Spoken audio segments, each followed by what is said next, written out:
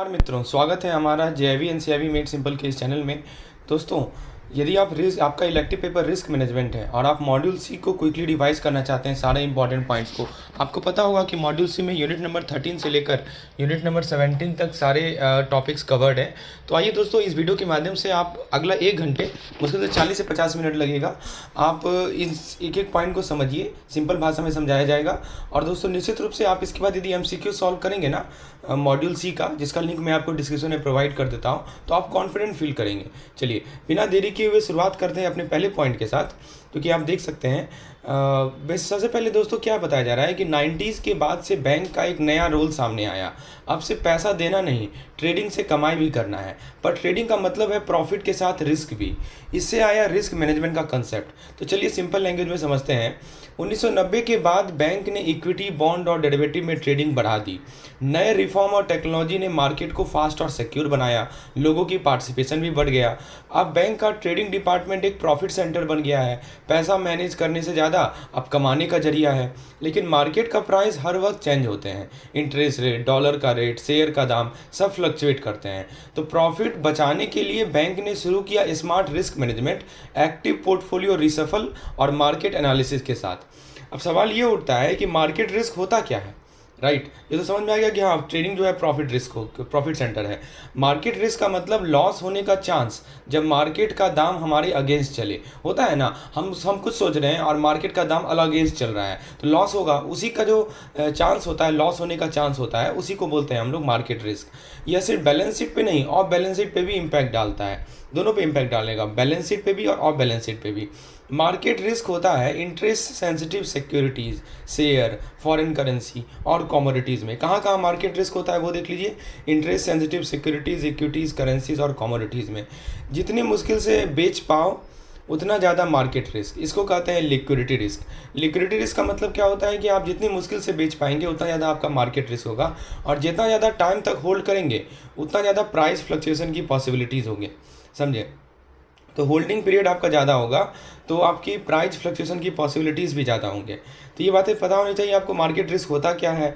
फिर market coverage की हमने बात की कि interest sensitive security, share, foreign currency, commodities सभी में मार्केट रिस्क होता है।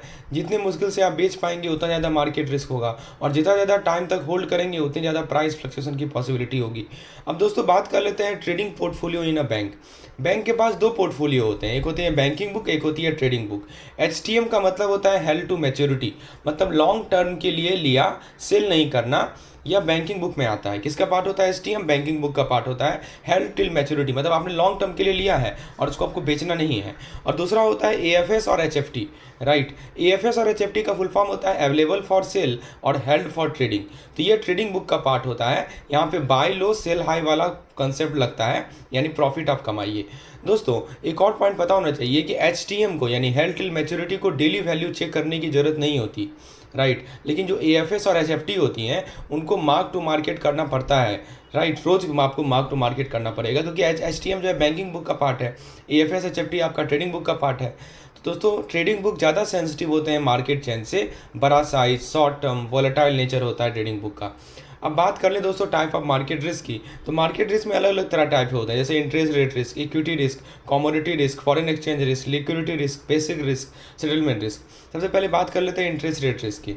देखिए जब इंटरेस्ट रेट बढ़ता है तो फिक्स्ड इनकम सिक्योरिटी का मार्केट वैल्यू गिर जाता है। तो अगर आपने कूपन बियरिंग बॉन्ड लिया है तो उसका प्राइस ज़्यादा सेंसिटिव होता है। पता ही होगा आपको कि बॉन्ड का प्राइस इंटरेस्ट रेट से इन्वर्सली प्रोपोर्शनल होता है। यदि इंटरेस्ट रेट चेंज होगा तो बॉन्ड, मान लीजिए इंटरेस्ट रेट बढ़ेगा तो बॉन्ड का प्राइस घटेगा, ठीक है। तो वही बताया जा रहा है कि अगर आपने कूपन बियरिंग बॉन्ड लिया है तो उसका प्राइस ज़्यादा सेंसिटिव होता है, और अगर आप मैच्योरिटी तक बॉन्ड होल्ड करते हैं तो कोई लॉस नहीं है। लेकिन आप बेचना, अगर बेचना पड़ा, राइट, अगर आपको मान लीजिए बेचना पड़ा इंटरेस्ट रेट बढ़ने के बाद, तो फिर आपको तो कैपिटल लॉस होगा ही होगा।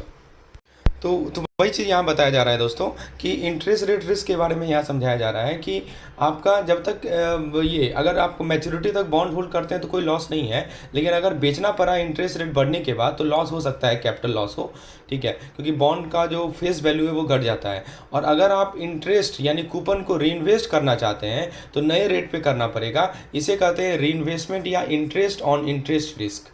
2 नाम होता है, या तो इन्वेस्टमेंट रिस्क बोलिए या इंटरेस्ट ऑन इंटरेस्ट रिस्क। तो दोस्तों मार्केट रिस्क कोई भूत नहीं है, समझने लायक कंसेप्ट है, राइट। अगले तो यहाँ तक क्लियर है आपको। अब देखिए हम थोड़ा सा प्राइस वर्सेस रीइन्वेस्टमेंट रिस्क की बात कर लेते हैं। प्राइस रिस्क क्या होता है? तो देखिए सिर्फ इंटरेस्ट रेट बढ़ने या घटने से ही बॉन्ड का प्राइस हिलता नहीं है, उसका इफेक्ट डबल एजेड स्वॉर्ड जैसा होता है। चलिए समझते हैं प्राइस रिस्क क्या है, रीइन्वेस्टमेंट रिस्क क्या है। तो देखिए price risk versus reinvestment risk में क्या बताया जा रहा है कि जब इंटरेस्ट रेट बढ़ता है तो बॉन्ड का प्राइस गिरता है, इसको बोलते हैं प्राइस रिस्क। लेकिन अगर आपको बॉन्ड से मिल रही कूपन दोबारा री इन्वेस्ट करना है तो नए रेट पे ज़्यादा मिलेगा, ये होता है रीइन्वेस्टमेंट रिस्क। तो एक लॉस एक गेन दोनों को बैलेंस करने की टेक्निक को कहते हैं इम्यूनाइजेशन स्ट्रेटजी। क्या बोलते हैं? Immunisation strategy. अब देखिए जैसे प्राइस रिस्क में आपको क्या हो रहा है, लॉस हो रहा है, क्योंकि आप इंटरेस्ट रेट बढ़ने से बॉन्ड का प्राइस घट रहा है और आप फिर क्या कर रहे हैं, उसे री इन्वेस्ट कर रहे हैं। वो जो आपने पहले बेच के फिर से दोबारा नया बॉन्ड में री इन्वेस्ट किया तो आपको गेन भी हो रहा है। तो एक जगह लॉस हो रहा है, एक जगह गेन हो रहा है। तो इसी को दोनों को बैलेंस करने का जो टेक्निक होता है उसको बोलते हैं इम्यूनाइजेशन स्ट्रेटजी। कॉल रिस्क क्या होता है कि जब बॉन्ड इशूअर गेम चेंज करता है। मान लीजिए कि आपने एक बॉन्ड लिया जिसमें 8% का इंटरेस्ट आपको मिल रहा है, यानी कूपन आपको 8% का मिल रहा है। अगर मार्केट रेट 6% हो गया तो इशूअर सोचता है क्यों ना मैं आपका बॉन्ड जल्दी चुका दूँ। इसी को बोलते हैं कॉल रिस्क। बॉन्ड यानी कि बॉन्ड को पहले ही वापस ले लेना। इससे क्या होगा कि आपको मिलेगा अनएक्सपेक्टेड रिटर्न जो नॉन कॉलेबल बॉन्ड में नहीं होता है। ठीक है, तो इसको बोलते हैं crystallisation of non contingent liability. तो कॉल रिस्क में क्या होता है कि देखिए जैसे मान लीजिए कि 8% का आपको देना पड़ रहा है इंटरेस्ट और मार्केट में इंटरेस्ट 6% हो गया है, तो जिसने बॉन्ड इशू किया था वो सोचता है कि हम क्यों ना बॉन्ड का पैसा पहले चुका दें। ठीक है, तो इसको बोलते हैं कॉल रिस्क, यानी बॉन्ड को पहले ही वापस ले लेना, वो कॉल कर लेगा। इससे क्या होगा कि आपको मिलेगा अनएक्सपेक्टेड रिटर्न जो नॉन कॉलेबल बॉन्ड में नहीं होता है। तो यदि कोई मान लीजिए बॉन्ड आपने लिया है नॉन कॉलेबल तो वहाँ पे तो चांस ही नहीं है ना उसको कॉल करने का। फिर एक होता है प्रीपेमेंट रिस्क। इसमें क्या होता है कि अगर इंटरेस्ट रेट गिरता है तो लोग जल्दी लोन चुकाना चाहते हैं, राइट, चुकाने लगते हैं। ऑब्वियस सी बात है, इंटरेस्ट रेट घट रहा है तो लोन क्या करेंगे, जल्दी लोन चुकाने लगते हैं। उसको बोलते हैं कॉन्ट्रैक्शन रिस्क। और अगर इंटरेस्ट रेट बढ़ता है तो लोग प्रीपेमेंट डिले कर देते हैं, इसको बोलते हैं एक्सटेंशन रिस्क। तो दोस्तों ये दोनों मिलकर बनते हैं टाइमिंग रिस्क, जो कि होता है हमारा अनप्रेडिक्टेबल कैश फ्लो। ठीक है, क्यों लोन जल्दी चुका लेते हैं? ताकि लोन जल्दी चुका के फिर से नया लोन ले सकें, यही होता है ना लॉजिक। एक होता है यील्ड कर्व रिस्क, यानी कर्व सीधा नहीं चलता। हम एज्यूम करते हैं कि पूरी इंटरेस्ट रेट कर्व एक साथ शिफ्ट करेगी, पर रियलिटी में ऐसा होता नहीं है। कभी शॉर्ट टर्म रेट बढ़ता है, कभी लॉन्ग टर्म रेट नहीं बढ़ता, कभी उल्टा होता है। तो ऐसा जो नॉन पैरेलल शिफ्ट होता है ना, वो सबसे ज़्यादा इफेक्ट करता है उन सिक्योरिटीज़ को जिनकी मैच्योरिटी या रीसेट डेट अलग अलग होती है। ठीक है, तो देखिए ये जो नॉन पैरेलल मूवमेंट होता है यील्ड कर्व का, वो सबसे ज़्यादा इफेक्ट कहाँ करेगा, सिक्योरिटीज़ को अफेक्ट करेगा जिनकी मैच्योरिटी या रीसेट डेट अलग अलग होती है।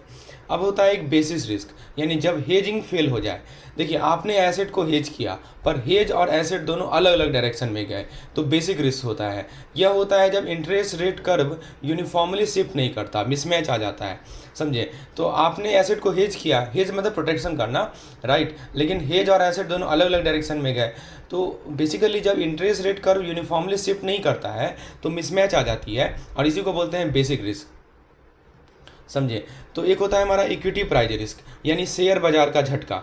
ठीक है, जब आप शेयर या इक्विटी लाइक प्रोडक्ट जैसे कन्वर्टेबल या फ्यूचर में इन्वेस्ट करते हैं तो प्राइस के अप डाउन का रिस्क होता है, इसी को बोलते हैं equity price risk.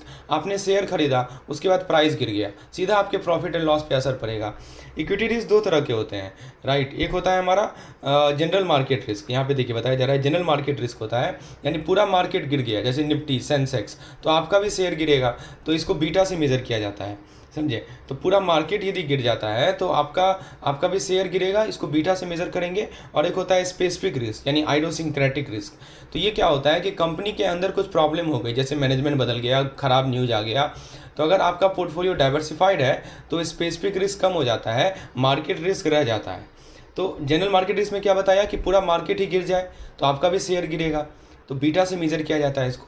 Specific risk में क्या बोला, मान लीजिए आपके पार्टिकुलर कंपनी में कुछ प्रॉब्लम हो गई, ठीक है, तो अगर आपका पोर्टफोलियो डाइवर्सिफाइड है तो स्पेसिफिक रिस्क कम कर सकते हैं आप। तो ये दोनों चीज़ पता होना चाहिए, जनरल और स्पेसिफिक। तो दोस्तों फॉरेन एक्सचेंज रिस्क क्या होता है, जब बैंक फॉरेन करेंसी में डील करते हैं ना तो करेंसी का रेट के बदलाव का रिस्क होता है, इसी को बोलते हैं फॉरेन करेंसी रिस्क। चाहे स्पॉट डील हो या फॉरवर्ड कॉन्ट्रैक्ट हो, हर पोजीशन पे रिस्क होता है। एक होता है गैप रिस्क। गैप रिस्क क्या होता है दोस्तों, सपोज आपने 2 महीने के लिए डॉलर खरीदा और 3 महीने के लिए बेचा, दोनों का रेट अलग अलग होगा, इस मिसमैच के कारण आता है गैप रिस्क, स्पेशली जब फॉरवर्ड रेट पैरेलल शिफ्ट ना करे। एक होता है ओपन पोजीशन रिस्क और इम्परफेक्ट हेज। देखिए, जो करेंसी पोजीशन खुली होती है उस पर रिस्क ज़्यादा होता है, उसी को बोलते हैं ओपन पोजीशन। मतलब करेंसी पोजीशन खुली हुई है, रिस्क ज़्यादा होता है। इनको ट्रेजरी टीम हैंडल करती है फ्रंट मिड बैक ऑफिस के रूल के थ्रू, ठीक है। और अगर हेज परफेक्ट नहीं हुआ तो स्पॉट रेट या इंटरेस्ट रेट का फ़र्क आपको लॉस दे सकता है, समझे। तो ओपन पोजीशन का मतलब क्या बताया आपको कि जब करेंसी पोजीशन ओपन है तो उस पर रिस्क ज़्यादा होता है, ओपन रिस्क बोलते हैं, ओपन पोजीशन रिस्क बोलते हैं। और इनको कौन हैंडल करेगा? ट्रेजरी टीम हैंडल करेगा। इसमें फ्रंट मिड बैक ऑफिस के रूल होता है। और दोस्तों, अगर हेज परफेक्ट नहीं हुआ, ठीक है, तो स्पॉट या इंटरेस्ट रेट का फ़र्क आपको लॉस दे सकता है। आपने परफेक्ट इम्परफेक्ट हेजिंग की तो गैप रिस्क आ सकता है। तो दोस्तों, मार्केट रिस्क एक मेज डर पजल जैसा है, राइट। अगर समझ गए तो लॉस कम होगा, गेन ज़्यादा होगा, समझे। तो हमने हर एक टाइप के मार्केट रिस्क की बात कर रहे हैं अभी। फिर एक होता है कमोडिटी प्राइस रिस्क। चलो इसको देखिए क्या होता है। तो फ्रेंड्स देखिए, रिस्क का अलग अलग रंग है। कभी कमोडिटी में तेज मंदी, कभी मार्केट में लिक्विडिटी का ड्रॉट, और कभी काउंटर पार्टी का धोखा। चलिए देखते हैं दोस्तों, कमोडिटी मार्केट में प्राइस बहुत जल्दी बदलते हैं। क्यों? क्योंकि यह मार्केट फाइनेंशियल मार्केट जैसा डीप नहीं होता। यहाँ डिमांड सप्लाई थोड़ा भी हिले तो प्राइस स्विंग करेगा ही करेगा। तो यहाँ पे याद रखिएगा कि यदि लिमिटेड सप्लायर हैं तो प्राइस जंप ज़्यादा होगा। पेरिसेबल गुड जैसे वेजिटेबल ऑयल और नॉन पेरिसेबल गुड जैसे गोल्ड सिल्वर में, इसमें अलग अलग तरह के रिस्क होते हैं। स्टोरेज कॉस्ट भी अलग होता है हर कमोडिटी का। तो इसमें कौन कौन से रिस्क आ सकते हैं? जैसे डायरेक्शनल रिस्क है, यानी प्राइस डायरेक्टली ऊपर या नीचे गया। बेसिक रिस्क हो सकता है, यानी दो सिमिलर कमोडिटी के बीच रेट का गैप हो जाए। फिर गैप रिस्क हो सकता है, यानी मैच्योरिटी के मिसमैच इन फॉरवर्ड डील। जैसे फॉरवर्ड डील में मैच्योरिटी मिसमैच के कारण गैप रिस्क आता है। डिलीवरी रिस्क, यानी टाइम से पहले पोजीशन क्लोज करना पड़ जाए। तो आरबीआई ने बैंक को कमोडिटी में डायरेक्टली इन्वेस्ट करने से मना किया है, बस फूड कॉर्पोरेशन ऑफ इंडिया को फाइनेंस अलॉट है। तो फ्रेंड्स, यहाँ पे आरबीआई ने बैंक को क्या किया है कि कमोडिटी में डायरेक्टली इन्वेस्ट करने से मना किया है, लेकिन जो फूड कॉर्पोरेशन ऑफ इंडिया है इसी को फाइनेंस अलॉट है। लिक्विडिटी रिस्क क्या होता है दोस्तों, कि जैसे मान लीजिए कि जब मार्केट में खरीदने या बेचने वाले ही ना हो। मान लो आपको अर्जेंटली एसिड बेचना है पर बायर ही नहीं मिल रहा है, या मिल भी गया तो प्राइस गिर गया। तो यही होता है लिक्विडिटी रिस्क। इसके तीन तरह के होते हैं। एक होता है लिक्विडेशन रिस्क, एक होता है एसेट लिक्विडेशन, एक होता है मार्केट लिक्विडेशन। लिक्विडेशन मतलब कि बेचना ही मुश्किल हो गया है, ठीक है। एसेट लिक्विडेशन का मतलब कि खास एसेट बिकने लायक नहीं है। और मार्केट लिक्विडेशन मतलब कि पूरा मार्केट जाम हो गया है। तो इम्पैक्ट क्या पड़ता है इसका कि जहाँ पे लिक्विडिटी कम होती है वहाँ वोलेटिलिटी ज़्यादा होती है। छोटी न्यूज़ से बड़ा इम्पैक्ट पड़ता है। इसीलिए बैंक एसेट लायबिलिटी मैनेजमेंट से लिक्विडिटी मैनेज करते हैं। इसके लिए एएलएम का रूल बहुत इंपॉर्टेंट है, ठीक है। मैंने क्या बोला ना कि जहाँ पे लिक्विडिटी कम होगी वहाँ वोलेटिलिटी ज़्यादा होगी। अब एक आता है credit and counter party risk, यानी जब बोरोवर या डील पार्टनर ही डिफॉल्ट कर जाए। सबसे कॉमन रिस्क है, बोरोवर पैसा वापस ना करे या रेटिंग गिरा दे, रेटिंग गिर जाए उसका। तो जैसे ही क्रेडिट रेटिंग गिरेगी, बॉन्ड की वैल्यू भी गिर जाएगी, स्प्रेड बढ़ जाएगा, रिटर्न रिस्की हो जाएगा। अब एक होता है डेरिवेटिव रिस्क। देखिए, स्वैप ऑप्शन जैसे जो ओवर द काउंटर प्रोडक्ट होते हैं, ये सभी जो डील्स होते हैं, इनमें एक एक्स्ट्रा टेंशन है। अगर काउंटर पार्टी डिफ़ॉल्ट कर जाए तो फ्यूचर फ्लो का लॉस हो जाएगा। यही होता है काउंटर पार्टी रिस्क, यानी मार्केट और क्रेडिट रिस्क दोनों होता है इसमें। क्यों? क्योंकि वो पैसा लौटाएगा नहीं, और मार्केट रिस्क तो है ही। क्यों? क्योंकि बेसिकली ओटीसी डेरिवेटिव में डिफ़ॉल्ट दोस्तों, इसीलिए दोस्तों फ्यूचर फ्लो का भी लॉस है यहाँ पे। इसमें एक्सपोजर के टाइप की बात कर लें तो एक होता है करंट क्रेडिट एक्सपोजर, यानी अभी के मार्क टू मार्केट के हिसाब से। और एक होता है पोटेंशियल फ्यूचर एक्सपोजर, यानी अगर मार्केट और ऊपर नीचे हुआ तो रिस्क बढ़ सकता है। सेटलमेंट रिस्क क्या होता है कि जब एक पार्टी पैसा भेजती है, दूसरी डिलीवरी करेगी, अगर एक फेल हो गया तो दूसरे को नुकसान है। या कभी कभी सिस्टमिक रिस्क भी बन जाता है, पूरा सिस्टम हिला देता है, ठीक है। तो आरबीआई ने आरटीजीएस लाया, रियल टाइम ग्रॉस सेटलमेंट लाया, ठीक है, सेफ ट्रांसफ़र के लिए। और सीसीपी यानी clearing corporation of India, right. Basically ये एक सिक्योर इंटर बैंक डील होता है। तो दोस्तों, मार्केट रिस्क का बेसिकली डर सफारी कंप्लीट, राइट। आपको समझ में आया? मेन पॉइंट हमने बताया। आपको मॉडल रिस्क की तरफ ले चलते हैं। देखिए दोस्तों, मान लो आपने एक ऐसा मॉडल बनाया जो फ्यूचर प्रेडिक्ट करता है, लेकिन रियल में रिजल्ट कुछ और ही आता है। बस वही होता है मॉडल रिस्क, जब मॉडल का प्रेडिक्शन और असली रिजल्ट अलग अलग आ जाए। तो मॉडल रिस्क का मतलब सिंपल है, मॉडल ने जो रिजल्ट बताया वो ग्राउंड रियलिटी से मिसमैच हो जाए, समझे। वही होता है मॉडल रिस्क, क्योंकि मॉडल ने जो रिजल्ट बताया वो ग्राउंड रियलिटी से मिसमैच हो गया। तो इसका इम्पैक्ट क्या पड़ेगा कि प्राइसिंग मॉडल में गलत आउटपुट मिलेगा, प्रॉफिट एंड लॉस में फ़र्क आएगा। रिस्क मेजरमेंट मॉडल जो है गलत रिस्क एस्टिमेट करेगा, बहुत बड़ा ट्रबल है। क्यों होता है मॉडल रिस्क? तो हमारे पास आउटडेटेड या रॉन्ग एजम्पशन होते हैं। सिंपल बनाने के चक्कर में इंपॉर्टेंट फैक्टर को हम इग्नोर कर देते हैं। डेटा ही कम है, स्टैटिस्टिक्स गलत यूज हुआ है। आउटलायर मतलब कि एक्सट्रीम वैल्यू को हमने इग्नोर कर दिया है। तो मॉडल कहाँ कहाँ यूज होता है, तो प्राइसिंग में ही होता है, रिस्क मेजरमेंट में होता है, क्रेडिट रिस्क मॉडलिंग होता है जो सबसे ट्रिकी है क्योंकि डेटा ही प्रॉपर नहीं होता। तो यहाँ पे इंपॉर्टेंट कंसेप्ट यह है कि मॉडल एक मैथमेटिकल ब्रिज है इनपुट वेरिएबल और आउटपुट के बीच में। अगर ब्रिज ही वीक हो जाए तो पूरा सिस्टम हिल जाएगा ना, इसीलिए बैक टेस्टिंग जरूरी है। क्या करना जरूरी है? बैक टेस्टिंग, मतलब मॉडल का पास डेटा से टेस्ट कर लेना। इसके लिए रूल क्या है कि मॉडल वैलिडेट करने वाले लोग वही नहीं होने चाहिए जो मॉडल बनाए, इंडिपेंडेंट टीम होनी चाहिए, समझे। ऐसा नहीं कि जिसने मॉडल बनाया उसी को आप बोल दिए कि तुम ही जो है टेस्टिंग करो, नहीं, वैलिडेट उसको नहीं करने देना चाहिए। अब एक होता है मार्केट रिस्क मैनेजमेंट फ्रेमवर्क, यानी हर एंगल से तैयारी जरूरी है। देखिए, अच्छा रिस्क मैनेजमेंट फ्रेमवर्क वही होता है जो पूरे रिस्क को 360 डिग्री व्यू में एसेस करे। बैंक किस किस रिस्क से गिर सकता है सब कवर होना चाहिए, ठीक है, यही होता है हमारा 360 डिग्री रिस्क।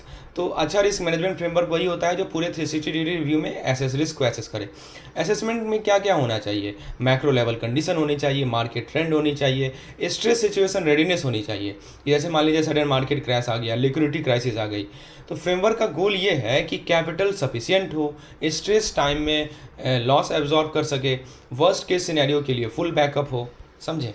तो मैंने आपको बताया कि असेसमेंट में क्या क्या होनी चाहिए, राइट। तो असेसमेंट में आपका क्या macro level condition, market trend, फिर उसके बाद स्ट्रेस सिचुएशन रेडीनेस होनी चाहिए। फ्रेमवर्क का गोल क्या होता है कि कैपिटल सफिशिएंट हो, स्ट्रेस टाइम में लॉस एब्जॉर्ब कर सके, वर्स्ट के सिनेरियो के लिए फुल बैकअप होता है। अब यदि हम बात करें रिस्क मैनेजमेंट का स्ट्रक्चर, ठीक है, इसमें लीडरशिप और सिस्टम मिलके स्ट्रॉन्ग रिस्क कल्चर बनता है। तो देखिए दोस्तों, रिस्क मैनेजमेंट तभी इफेक्टिव होगा ना जब टॉप मैनेजमेंट खुद इन्वॉल्व हो, या साइड डिपार्टमेंट्स का काम नहीं है, या कोर ऑपरेशन का हिस्सा होना चाहिए। तो आइडियल सेटअप क्या होता है कि क्लियर रोल को डिफाइन करो, रिस्क टीम को इंडिपेंडेंट बनाओ और स्ट्रॉन्ग गवर्नेंस हो with top down approach, leadership से एग्जीक्यूशन तक। तो दोस्तों, यह था मार्केट रिस्क मैनेजमेंट का कंप्लीट फ्रेमवर्क। मॉडल से लेकर मैनेजमेंट तक सब कुछ क्लियर होना चाहिए, तभी बैंक सर्वाइव कर पाता है टफ टाइम में। चलिए दोस्तों, आपको यदि ऐसे पीडीएफ की रिक्वायरमेंट है, रिस्क मैनेजमेंट से रिलेटेड किसी भी प्रकार की पीडीएफ की रिक्वायरमेंट हो, चाहे वो शॉर्ट नोट्स हो, इस प्रकार के इंपॉर्टेंट कंटेंट मॉड्यूल वाइज, या वो कैप्सूल कंटेंट हो, तो दोस्तों इंपॉर्टेंट एमसीक्यूज़ की रिक्वायरमेंट हो, तो आप मुझे व्हाट्सएप कर सकते हैं। नीचे डिस्क्रिप्शन में एक नंबर आपको मिलेगा उस पर, यानी तो हमारा कैप्सूल कोर्स का लिंक है जिसको आप परचेज कर सकते हैं, जिसका लिंक डिस्क्रिप्शन में अवेलेबल है। रिस्क मैनेजमेंट में यदि आप उतना चीज़ कवर कर लेते हैं ना, निश्चित रूप से आपकी सक्सेस गारंटी है, क्योंकि सारे इंपॉर्टेंट पॉइंट्स को हमारे कैप्सूल कोर्स में कवर किया गया है। आइए दोस्तों, आगे बात करते हैं नेक्स्ट पॉइंट की, जो कि है हमारा, देखिए, मार्केट रिस्क मैनेज करने के लिए सिर्फ टूल ही नहीं, एक स्ट्रॉन्ग टीम स्ट्रक्चर भी चाहिए, समझे। तो देखते हैं बैंक के अंदर किस किस का क्या रोल होता है। तो यहाँ पे रोल को देखते हैं। सबसे पहले देखिए, यहाँ पे बात आती है बोर्ड ऑफ डायरेक्टर की।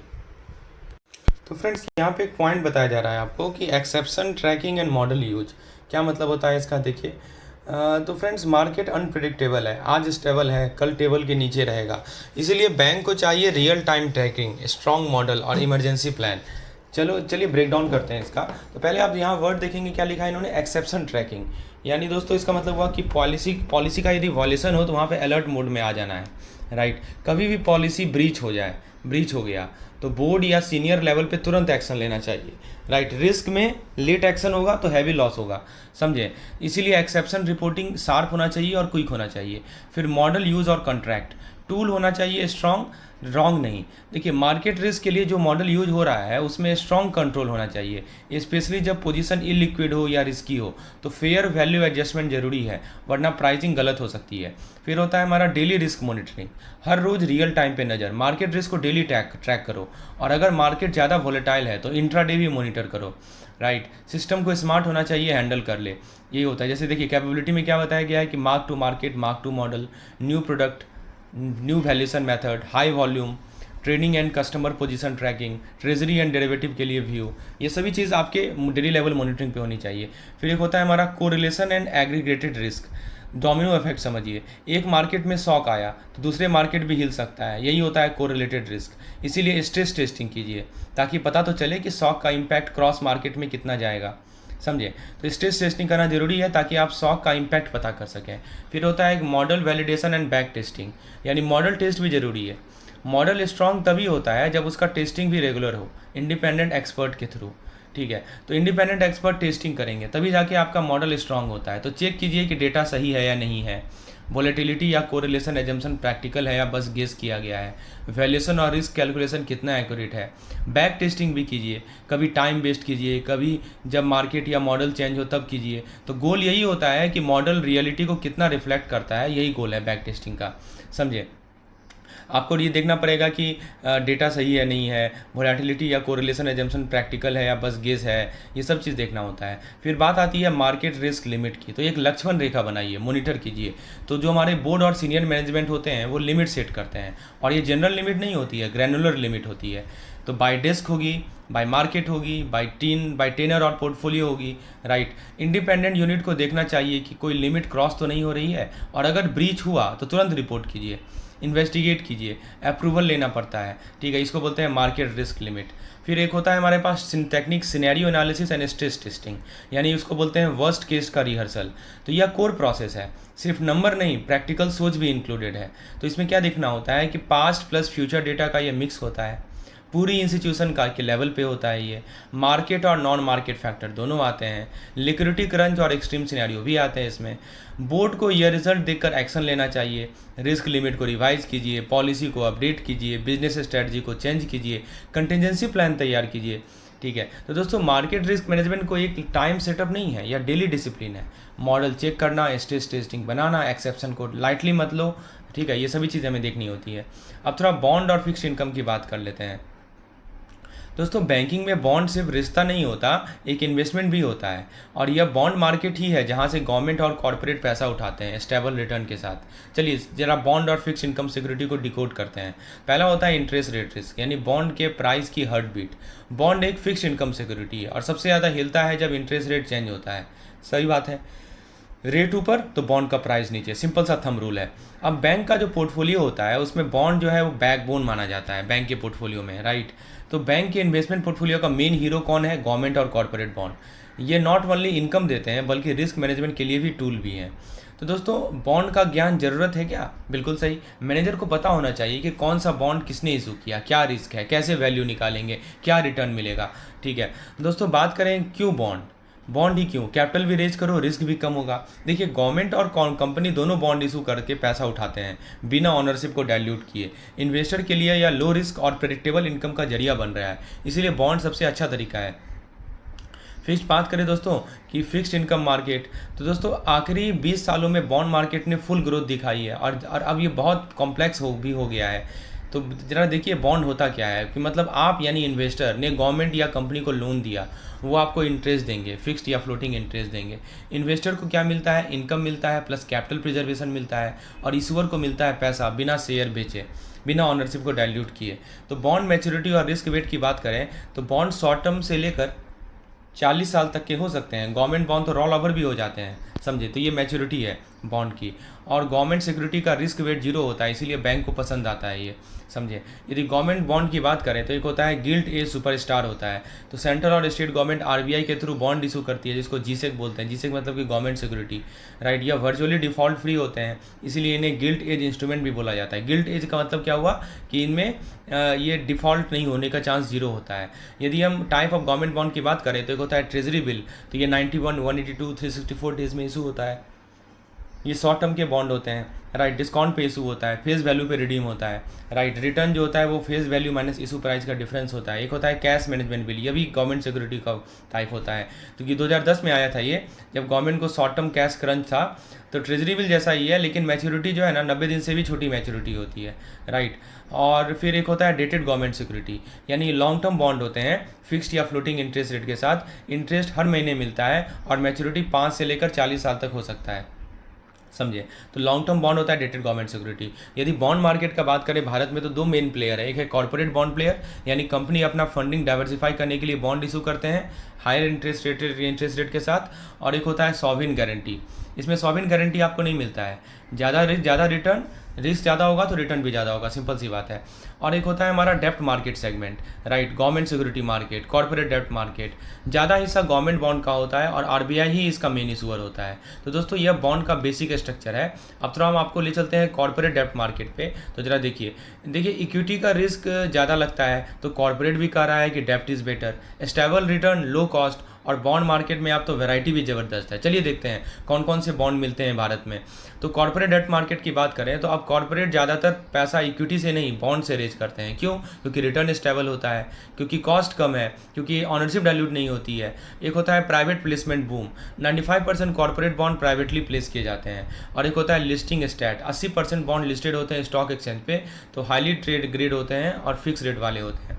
यदि भारत में बॉन्ड के टाइप की बात करें, एक होता है फिक्स रेट बॉन्ड, यानी कूपन भी फिक्स होता है पूरा लाइफ। जैसे लिख देगा 8.24% GS 2018, मतलब इसका मतलब ये हुआ कि 6 महीने में आपको 4.2% इंटरेस्ट मिलेगा। फिर हमारा है यहाँ पे देखेंगे, क्योंकि आधा कर दीजिए ना 8.24 का, हाफ ईयरली का रहा है, ठीक है। उसके बाद फ्लोटिंग रेट बॉन्ड होता है, FRB बोलते हैं, तो इंटरेस्ट फिक्स नहीं होता, हर कुछ हर महीने में रिसेट होता है। जैसे कि FRSB 2020, ठीक है, FRB 2031। फिर जीरो कूपन बॉन्ड होता है, यानी JCB बोलते हैं, यानी कोई इंटरेस्ट नहीं मिलता है, मतलब कोई कूपन आपको मिलेगा नहीं, ना रेगुलर इनकम होगा, लेकिन मिलता है डिस्काउंट पे, ठीक है। फिर एक होता है कैपिटल इंडेक्स बॉन्ड, यानी प्रिंसिपल इन्फ्लेशन से प्रोटेक्टेड होता है, इंटरेस्ट फिक्स रहता है। तो पहली बार ये 1997 में इशू हुआ था। फिर एक होता है इन्फ्लेशन इंडेक्स बॉन्ड, ये दोनों प्रोटेक्ट करता है, प्रिंसिपल भी प्रोटेक्ट करता है, इंटरेस्ट भी प्रोटेक्ट करता है, ठीक है। CPI WPI के हिसाब से ही होता है। 2013 में ये लॉन्च हुआ था। फिर एक होता है कॉल या पुट ऑप्शन बॉन्ड, कॉल में इशूअर इसे वापस ले सकता है, पुट में इन्वेस्टर उसको बेच सकता है। स्पेशल सिक्योरिटी क्या होता है कि गवर्नमेंट जब सब्सिडी कैश में नहीं देती तो PSU को बॉन्ड इशू करती है। तो सब्सिडी देना है सरकार को, तो कैश में नहीं देकर वो क्या करती है, PSU को बॉन्ड इशू करती है। तो याद रखिएगा कि SLR एलिजिबल नहीं है, पर मार्केट रेपो में यूज होता है। एक होता है बैंक रिकैपिटलाइजेशन बॉन्ड। देखिए 2018 में PSB को कैपिटल देने के लिए ये रिकैपिटलाइजेशन बॉन्ड आया था। स्पेशल फीचर क्या है कि गवर्नमेंट ऑफ इंडिया के स्पेशल सिक्योरिटीज़ होते हैं और नॉन ट्रांसफरेबल होता है, STM के अंदर हेल्ड होता है, SLR मैंडेटरी नहीं है। एक है स्ट्रिप्स होता है separate trading of registered interest and principle of security. तो गवर्नमेंट सिक्योरिटी के हर इंटरेस्ट और प्रिंसिपल पेमेंट को अलग अलग सिक्योरिटी बना दो। इसके लिए SLR एलिजिबल होगा, ट्रांसफरेबल होगा, समझे। तो दोनों चीज़ होना चाहिए। स्ट्रिप्स का फुल फॉर्म पता होना चाहिए आपको, separate trading of registered interest and principle of security. तो गवर्नमेंट सिक्योरिटी के हर इंटरेस्ट और प्रिंसिपल पेमेंट को अलग अलग सिक्योरिटी बना दो। एक होता है SGB यानी सॉवरेन गोल्ड बॉन्ड। तो यह बॉन्ड नहीं है, सोने का बॉन्ड है। इसका डिनोमिनेशन जो होता है ग्राम ऑफ गोल्ड होता है। लिमिट क्या है, 4 kg एक साल इंडिविजुअल और HUF के लिए, और 20 kg होता है ट्रस्ट और इंस्टीट्यूशन के लिए। इसको ट्रेंचेज में इशू करते हैं, गवर्नमेंट बोरोइंग का एक पार्ट होता है। तो फ्रेंड्स ये था इंडिया के टॉप बॉन्ड, फिक्स से लेके फ्लोटिंग, जीरो से लेके गोल्ड से लेके जीरो कूपन तक। अब जरा बॉन्ड एंड SDL की बात कर लें। तो दोस्तों यहाँ पे एक पॉइंट को समझिए कि स्टेट और प्राइवेट दोनों बॉन्ड इशू करते हैं पैसा रेज करने के लिए, राइट। पर समझना पड़ता है कि बॉन्ड का प्राइस, बॉन्ड का रिटर्न और मैच्योरिटी कैसे काम करता है। तो चलिए गुड लक लिमिटेड का रियल लाइफ एग्जाम्पल लेते हैं, आपके बुक में दिया हुआ है, ठीक है, गुड लक लिमिटेड का एग्जाम्पल। तो देखिए दोस्तों पहले बात करते हैं SDL की। SDL क्या होता है, हमारा स्टेट डेवलपमेंट लोन, ठीक है। तो जब स्टेट गवर्नमेंट मार्केट से लोन उठाते हैं तो उन्हें कहते हैं स्टेट डेवलपमेंट लोन यानी SDL। इसका फ्यूचर क्या होता है कि ये हाफ ईयरली मिलता है, प्रिंसिपल मैच्योरिटी पे मिलेगा, SLR एलिजिबल है, कोलेट्रल के लिए भी वैलिड है, रेपो, LAF, CCIL के स्पेशल रेपो में भी होता है। अब जैसे गुड लक लिमिटेड का केस है, गुड लक लिमिटेड ने 1 जनवरी 2021 को 100 करोड़ रेज किया 10 साल के बॉन्ड के थ्रू। फेस वैल्यू दिया हुआ है आपको 1000 रुपया, कूपन रेट दिया हुआ है 8%, मैच्योरिटी 10 साल का है। तो कूपन पेमेंट कितना होगा बताएंगे हर साल। बॉन्ड की फेयर वैल्यू पता करना है तो प्रेजेंट वैल्यू निकाल लीजिए, सारे फ्यूचर इंटरेस्ट पेमेंट का प्रेजेंट वैल्यू निकाल लीजिए और फाइनल मैच्योरिटी का प्रेजेंट वैल्यू निकाल लीजिए। तो डिस्काउंट होता है मार्केट रेट से, राइट। तो जो डिस्काउंट होता है वो ये वही देखिए ना, कैश फ्लो बताया गया है, टोटल पेमेंट निकाल सकते हैं आप। जो डिस्काउंट होता है दोस्तों वो क्या होता है, मार्केट रेट से होता है, ताकि पता चले बॉन्ड लेना वर्थ है या नहीं है। इंटरेस्ट रेट ऊपर जाए तो बॉन्ड प्राइस नीचे आएगा, यही होता है इंटरेस्ट रेट रिस्क, ठीक है। तो जैसे कि आपका यहाँ पे कैश फ्लो का यहाँ पे एग्जांपल दिया हुआ है, गुड लक वाला एग्जांपल ले लीजिए। इसका बॉन्ड 10 साल का है, ठीक है, और 6 महीने पे 40 रुपया मिल रहा है। तो टोटल कितना हो जाएगा, 40 गुने 20 नहीं 20 पेमेंट होगा तो 800 का हो गया, और 1000 रुपया मैच्योरिटी पे मिल रहा है। टोटल कैश फ्लो कितना हो गया, 1800 हो गया ओवर 10 ईयर। YTM क्या होता है, YTM होता है IRR of the bond. YTM वही रेट होता है जिससे फ्यूचर कैश फ्लो का प्रेजेंट वैल्यू, राइट, यानी is equal to current market price बन जाए, ठीक है। तो लिखा है ना, rate at which present value of future cash flow, यानी फ्यूचर कैश फ्लो का प्रेजेंट वैल्यू ले लीजिए, वो करंट मार्केट प्राइस हो जाए। तो ये मार्केट ड्रिवन होता है और हर टाइम चेंज होता है, इन्वेस्टर के रिटर्न का रियल सिग्नल होता है ये, YTM। तो दोस्तों आप समझ गए ना बॉन्ड का बेसिक मतलब क्या होता है, उसकी वैल्यू कैसे निकलती है और YTM का क्या रोल होता है। ठीक है, और YTM पे आपको फॉर्मूला भी पूछा जाता है, इसका फॉर्मूला भी आपको पता होना चाहिए, मैं आपको दिखाता हूँ। देखिए दोस्तों, जब बॉन्ड की प्राइस निकालते हैं ना तो सिर्फ इंटरेस्ट देखना काफ़ी नहीं है, समझना पड़ता है कि पैसे का टाइम वैल्यू, आज का रुपी कल के रुपये से ज़्यादा पावरफुल होता है, इसे ही बोलते हैं TVM यानी टाइम वैल्यू ऑफ मनी। तो दोस्तों बॉन्ड प्राइस का एजम्पशन क्या होता है कि बॉन्ड को मैच्योरिटी तक होल्ड करेंगे, टाइम पे इंटरेस्ट और प्रिंसिपल मिलेगा, कूपन को सेम रिटर्न यानी YTM पे री इन्वेस्ट करेंगे। ठीक है, हर कैश फ्लो को जीरो कूपन बॉन्ड की तरह ट्रीट करते हैं फॉर वैल्यूएशन, समझे। तो ये सब लॉजिक है, ये सब ये एजम्पशन होता है। तो टाइम वैल्यू ऑफ मनी का क्या लॉजिक है कि 1000 रुपये, मान लीजिए 100 रुपये आज मिल जाए तो कल के 100 रुपया से बेटर है, क्योंकि आज वाला इंटरेस्ट करने के बाद सब बढ़ सकता है, राइट। तो यह बॉन्ड वैल्यूएशन का कोर प्रिंसिपल है। तो फ्यूचर वैल्यू का फॉर्मूला आपको पता है, PV is equal to F या FV is equal to PV multiplied by 1 + R whole to the power n, या PV निकालना है तो FB upon 1 + R by n to the power NT। तो यह डिस्काउंट फैक्टर होता है, यानी फ्यूचर का 1 रुपया आज कितना वर्थ है, यही बताता है हमें। देखिए कंपाउंडिंग का जादू क्या है, ये P क्या है इसमें, देखिए ये जो फॉर्मूला है ना, इसमें P क्या होता है, प्रिंसिपल होता है, R होता है रेट, N होता है कंपाउंडिंग फ्रीक्वेंसी और T होता है टाइम। ठीक है, कंपाउंडिंग का जादू क्या है कि कंपाउंडिंग का जादू ये है कि जितनी बार कंपाउंडिंग होगा उतना ज़्यादा रिटर्न बढ़ेगा। जैसे मान लीजिए कि आपको $1000 8 रुपया पे है, ये मान लीजिए $1000 फेस वैल्यू है और 8% कूपन रेट है, तो एनुअली मान लीजिए कंपाउंडिंग होगा तो आपको मिलेगा कितना, 1080, समझे। ये हमारा बॉन्ड का वैल्यू मिलेगा। उसके बाद यदि सेमी एनुअली होगा तो 1081.60 मिलेगा, क्वार्टरली होगा तो 1082.43 होगा, मंथली होगा तो 1083 होगा, डेली होगा तो 1083.28 होगा और लगातार होगा तो 1083.29 होगा। तो देखिए हो रहा है ना, जितना बार कंपाउंडिंग हो रहा है उतना ज़्यादा रिटर्न बढ़ रहा है, तो ये कंपाउंडिंग का फायदा है। तो बॉन्ड प्राइस को समझने के लिए TVM यानी टाइम वैल्यू ऑफ मनी और कंपाउंडिंग फ्रीक्वेंसी सबसे इंपॉर्टेंट कंसेप्ट है। अब एक टर्म होता है जिसको बोलते हैं इंटरेस्ट रेट सेंसिटिविटी।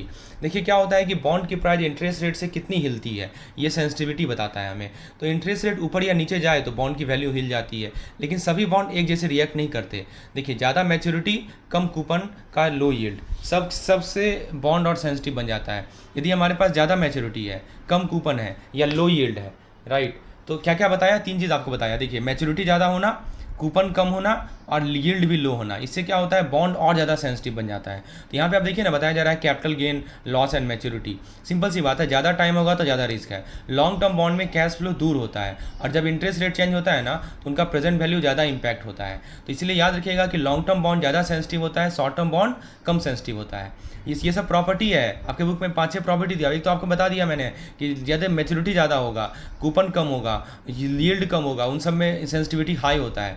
फिर जैसे मैच्योरिटी और सेंसिटिविटी की बात करें तो जितना लंबा मैच्योरिटी होगा उतना ज़्यादा इंटरेस्ट रेट का इफेक्ट होगा, समझे। जैसे मान लीजिए कि बॉन्ड भी जो है 6 टाइम्स ए से ज़्यादा मैच्योर है तो उसकी प्राइस सेंसिटिविटी जो होती है 6 टाइम्स होती है। ठीक है, तो वही कह रहा है interest rate increase with maturity but less than proportionally. Proportional increase नहीं होता है, प्रोपोर्शनल इंक्रीज नहीं होता है।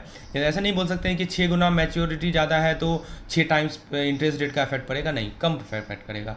यदि हम बात करें कूपन रेट वर्सेस सेंसिटिविटी की, तो अभी मैंने आपको बताया था कि यदि कूपन कम होता है उसमें प्राइस मूवमेंट ज़्यादा होता है, समझे। जैसे लोअर कूपन रहेगा तो हाईली सेंसिटिव रहेगा, हायर कूपन रहेगा तो स्टेबल प्राइस मिलेगा।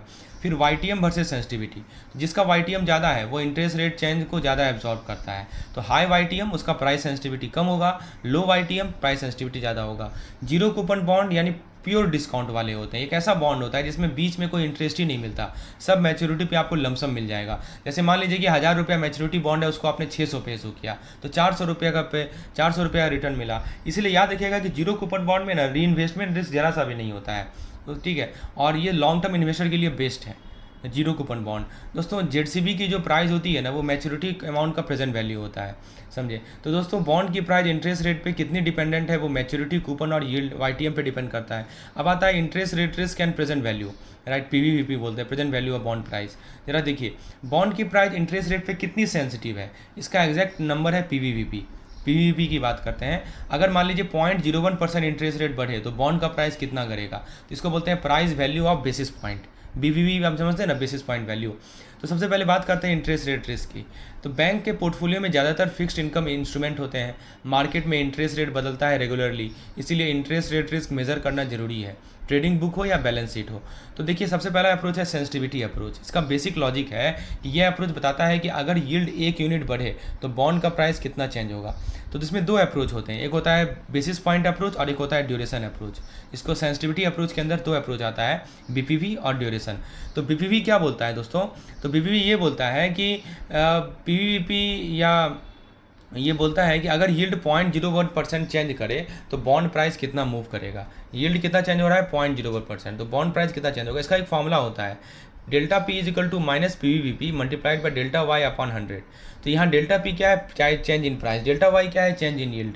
और माइनस क्यों है? क्योंकि दोनों अपोजिट मूव कर रहा है, इसीलिए माइनस डाला है। जैसे मान लीजिए कि बॉन्ड प्राइस जो है 6% यील्ड पे 100 रुपया है और 6.01 पे इतना है, तो पीवीपी कैसे निकालेंगे? तो बस फॉर्मूला इनपुट कर देंगे। तो सिंपल है, जितना ज़्यादा पीवीपी होगा उतना ज़्यादा रिस्क होगा। तो ये जो बेसिक पॉइंट वैल्यू होता है ना, इसको बीपीवी भी कहा जाता है। जितना ज़्यादा आपका बेसिक पॉइंट वैल्यू होगा उतना ज़्यादा आपका रिस्क होने का चांस होता है। ठीक है, तो ये सिंपल सी बात। आपको देखिए एक क्वेश्चन है आपके सामने, जैसे बेसिस पॉइंट वैल्यू दे रखा है 0.1435, चेंज इन यील्ड दे रखा है 15 बेसिस पॉइंट, तो प्राइस चेंज बताना है। तो क्या करना है? माइनस 0.435 लिख दीजिए, मल्टीप्लाइड बाई 15 कर दीजिए और फिर डेल्टा वाई अपॉन 100। और यहाँ पे क्या है? इंटू आपने कितना ट्रेडिंग होल्ड कर रखी है? तो आपने होल्ड कर रखी है 50 लाख की। 5 मिलियन दिया हुआ है ना, 5 मिलियन ट्रेडिंग है, तो बेसिकली 5 मिलियन मतलब क्या होता है? 50 लाख ही तो होता है, समझे? तो प्राइस चेंज आप निकाल सकते हैं, राइट।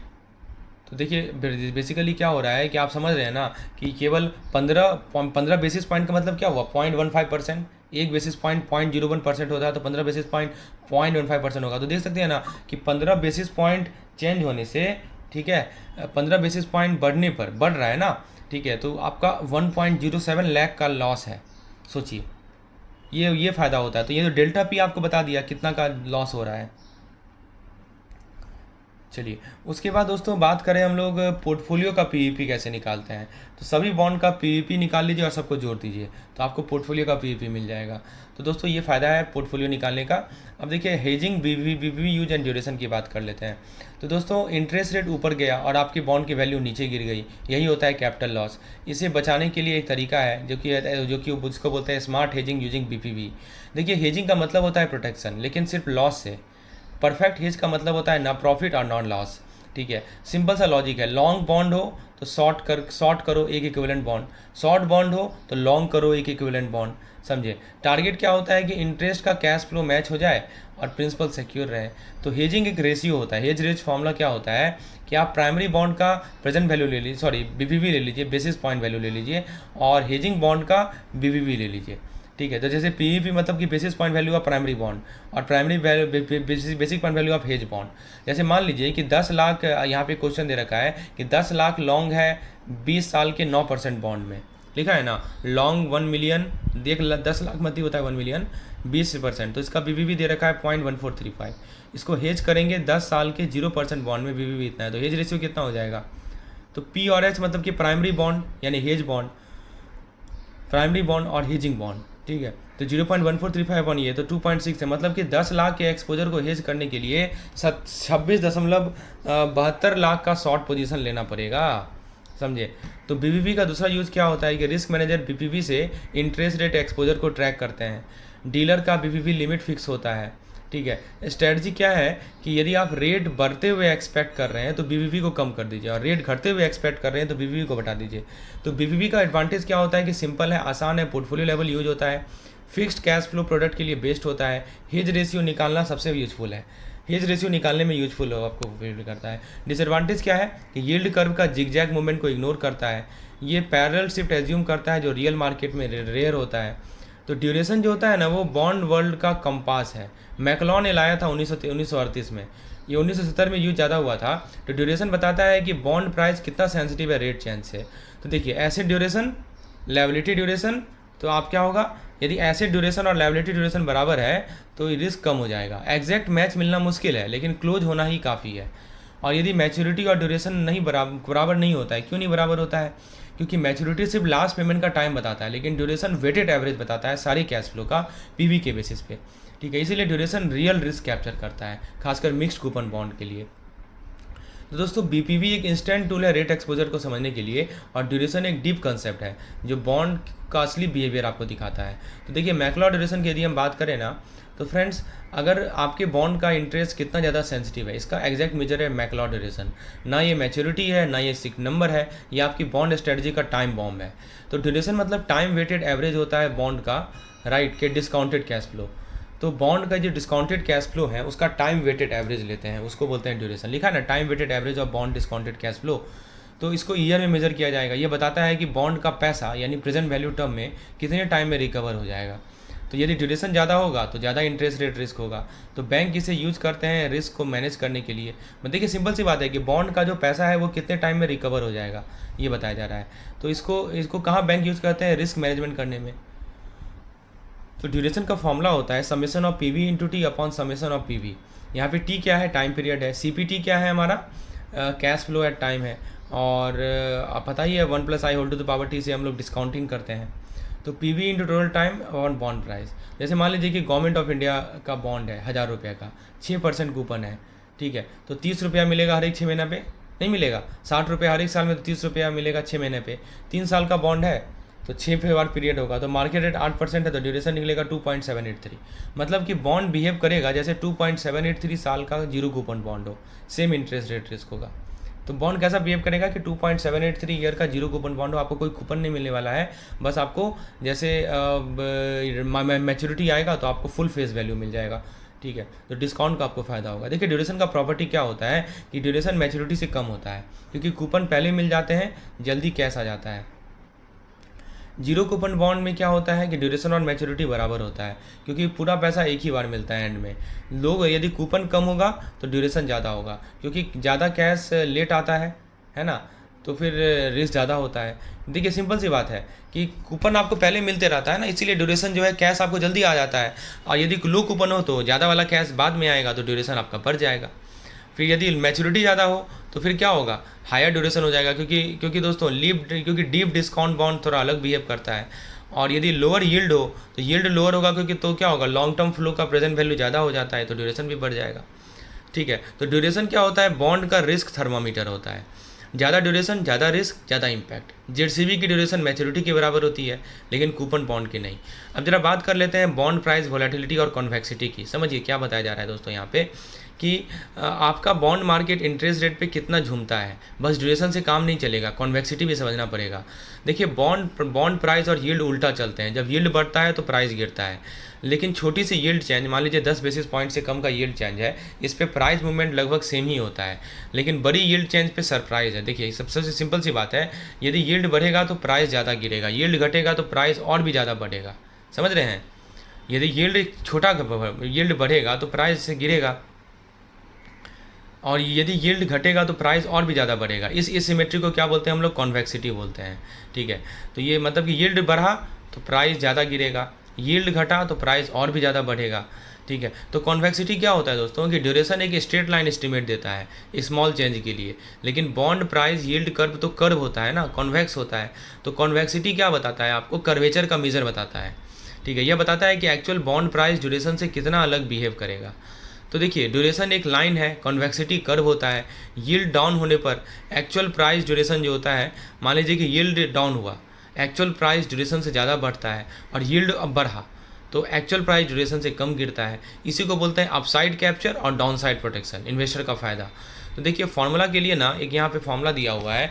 तो कॉन्वेक्सिटी इज इक्वल टू, यहाँ पे देखिए, cash flow multiplied by T times T plus 1 upon 1 + y whole to the power T plus 2 divided by P.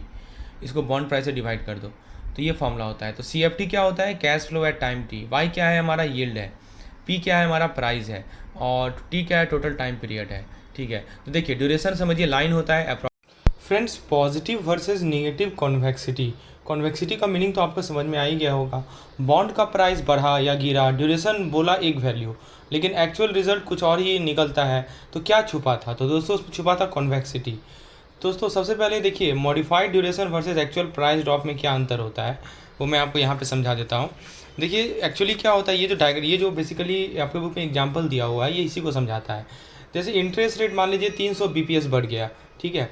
तो ड्यूरेशन का जो एग्जाम्पल है उसमें कहता है कि प्राइस जो है 88.13 तक गिर गया, और एक्चुअल प्राइस जो ड्रॉप हुआ वो लगभग 11.04% हुआ, समझे। तो ये कहता है हमारा ड्यूरेशन एस्टिमेट, ठीक है। ड्यूरेशन एस्टिमेट कहता है कि प्राइस 88.13 हुआ, लेकिन एक्चुअल जो प्राइस ड्रॉप हुआ वो 88.96 हुआ, यानी कि 11.04%।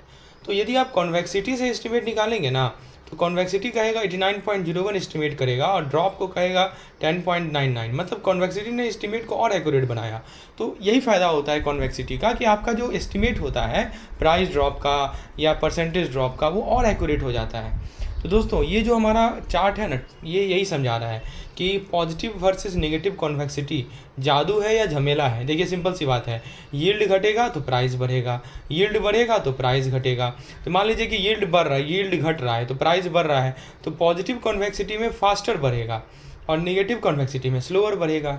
फिर मान लीजिए कि यील्ड बढ़ रहा है तो प्राइस घट रहा है, तो पॉजिटिव कॉन्वेक्सिटी में स्लोअर और नेगेटिव कॉन्वेक्सिटी में फास्टर। देखिए अपोजिट हो रहा है यहाँ पे, समझ रहे हैं। जैसे ये कॉमन होता है वेनिला बॉन्ड में, पॉजिटिव कॉन्वेक्सिटी वेनिला बॉन्ड में कॉमन होता है, और जो नेगेटिव कॉन्वेक्सिटी होती है वो कॉलेबल या एमबीएस में, मॉर्गेज बैक सिक्योरिटी में होता है। यील्ड कर्व की बात करें, पॉजिटिव है तो ऑब्वियस सी बात है अपवर्ड स्लोपिंग होगा, नेगेटिव है तो डाउनवर्ड स्लोपिंग होगा। रिस्क का इम्पैक्ट क्या होता है पॉजिटिव में, कि आपका गेन जो है लॉस से ज़्यादा होता है, और नेगेटिव में लॉस गेन से ज़्यादा होता है। वोलेटिलिटी की बात करें तो पॉजिटिव में आपका लॉन्ग वोलेटिलिटी होता है, नेगेटिव में शॉर्ट वोलेटिलिटी होता है। तो इसीलिए कहा जाता है कि यदि आपका वोलेटाइल रेट इन्वायरमेंट रहे ना, तो कंक्लूजन ये निकलता है कि यदि ज़्यादा वोलेटिलिटी रहे तो पॉजिटिव कन्वेक्सिटी वाला जो बॉन्ड है वो बेस्ट होता है। तो यदि वोलेटिलिटी ज़्यादा है तो आप पॉजिटिव कन्वेक्सिटी वाले बॉन्ड को प्रेफर कीजिए। अब देखिए दोस्तों, पोर्टफोलियो रिस्क मैनेजमेंट का क्या मंत्र है कि सिर्फ ड्यूरेशन मैच करना काफ़ी नहीं है, कॉन्वेक्सिटी भी मैच कीजिए रियल इंटरेस्ट रेट प्रोटेक्शन के लिए। इससे फ़ायदा ये होता है कि सेंसिटिविटी मिसमैच कम होता है, रीबैलेंसिंग कम करना पड़ता है, आपको वोलेटाइल टाइम में हेज अच्छा मिलता है। तो यही फ़ायदा है पोर्टफोलियो रिस्क मैनेजमेंट का, ये मंत्र है, ठीक है। मैं क्या बता रहा हूँ कि ड्यूरेशन मिसमैच करना काफ़ी नहीं है, कॉन्वेक्सिटी भी मैच कीजिए, सेंसिटिविटी मिसमैच कम होगा, रीबैलेंसिंग कम करना पड़ेगा, वोलेटाइल टाइम में हेज बेटर होगा। अब दोस्तों बात करते हैं इफेक्टिव ड्यूरेशन एंड कॉन्वेक्सिटी।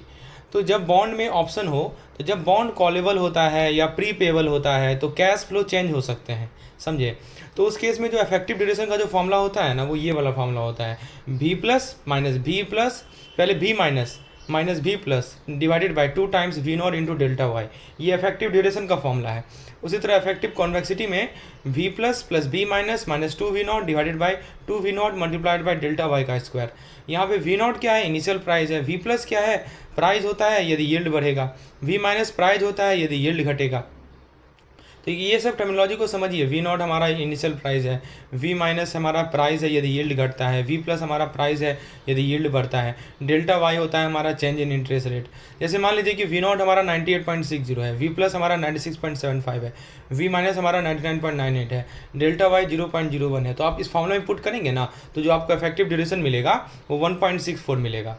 तो वी नॉट याद रखिएगा, नॉट मतलब इनिशियल, प्लस मतलब समझिएगा कि प्राइस होता है, माइनस भी प्राइस होता है, लेकिन प्लस मतलब यील्ड बढ़ रहा है, प्राइस मतलब यील्ड घट रहा है, दो चीज़ है। और डेल्टा वाई आपको पता ही है चेंज इन इंटरेस्ट रेट है, समझे। पुट कीजिएगा तो आपको इफेक्टिव ड्यूरेशन मिलेगा, उसी तरह आपको इफेक्टिव मैच्योरिटी भी मिल जाएगा, कॉन्वेक्सिटी मिल जाएगा।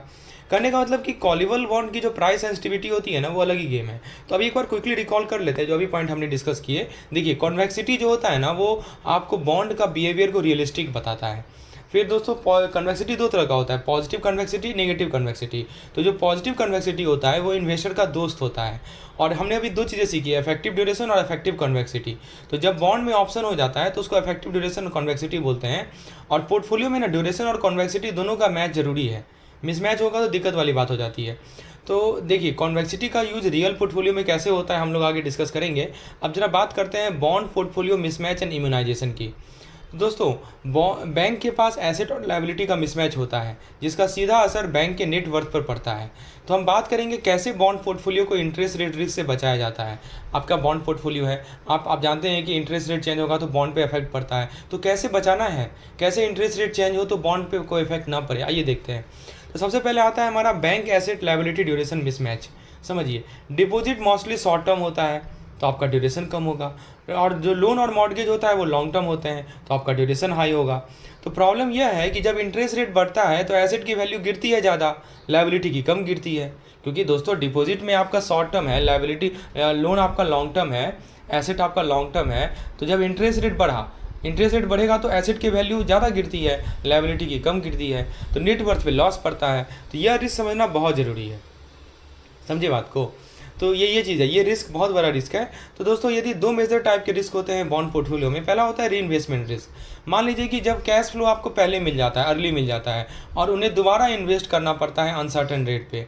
जैसे मान लीजिए कि 2 साल का कूपन बॉन्ड से 5 करोड़ लायबिलिटी को पूरा करना हो, 2 साल के कूपन बॉन्ड से 5 करोड़ लायबिलिटी को पूरा करना हो, बट कूपन री इन्वेस्टमेंट का रेट पता नहीं है, ठीक है। तो ये री इन्वेस्टमेंट होगा, लिखा है ना, buying a 2 year coupon bond to meet a $5 million obligation after 2 year, coupon in reinvestment is uncertain. एक होता है लिक्विडेशन या प्राइस रिस्क, यानी जब कैश फ्लो मिलता है लेट पर आपको बॉन्ड को पहले बेचना पड़ता है, यानी यहाँ प्राइस अनसर्टेन होता है। जैसे मान लीजिए कि 5 साल का डिस्काउंट बॉन्ड खरीदा, 2 साल में 5 करोड़ लायबिलिटी के लिए बेचना हो।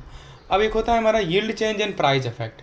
देखिए प्रीमियम या डिस्काउंट बॉन्ड का प्राइस टाइम के साथ पर वैल्यू के करीब आता है अगर यील्ड कांस्टेंट रहे तो, ठीक है। तो देखिए बॉन्ड में यदि मान लीजिए प्रीमियम बॉन्ड है, डिस्काउंट बॉन्ड है, तो क्या होता है कि बॉन्ड के प्राइस टाइम के साथ पर वैल्यू के करीब आता है।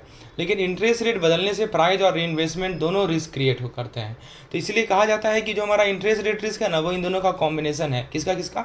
रीइन्वेस्टमेंट का और लिक्विडेशन का, दोनों का कॉम्बिनेशन होता है इंटरेस्ट रेट रिस्क। मैं फिर से रिपीट कर दूं, यील्ड चेंज और प्राइस इफेक्ट की बात कर रहे हैं हम। तो प्रीमियम और डिस्काउंट बॉन्ड का प्राइस टाइम के साथ पार वैल्यू के करीब आता है।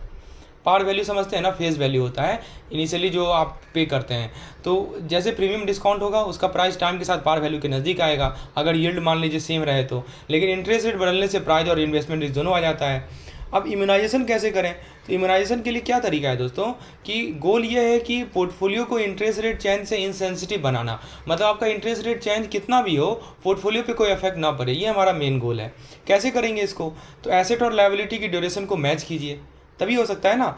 आप जो एसेट का ड्यूरेशन है, लायबिलिटी का ड्यूरेशन है, इसको मैच कीजिए। इससे क्या होगा कि चाहे रेट बदले या घटे, एसेट वैल्यू लायबिलिटी के साथ ट्रैक करेगी, बैंक की पोजीशन सेफ रहेगी, ठीक है। तो ये फ़ायदा होगा। इसीलिए आपको क्या करना क्या है कि रेट बढ़े या रेट घटे, no matter, asset value liability के साथ ट्रैक करना है, ठीक है। बैंक की पोजीशन क्या रहेगी? सेफ रहेगी।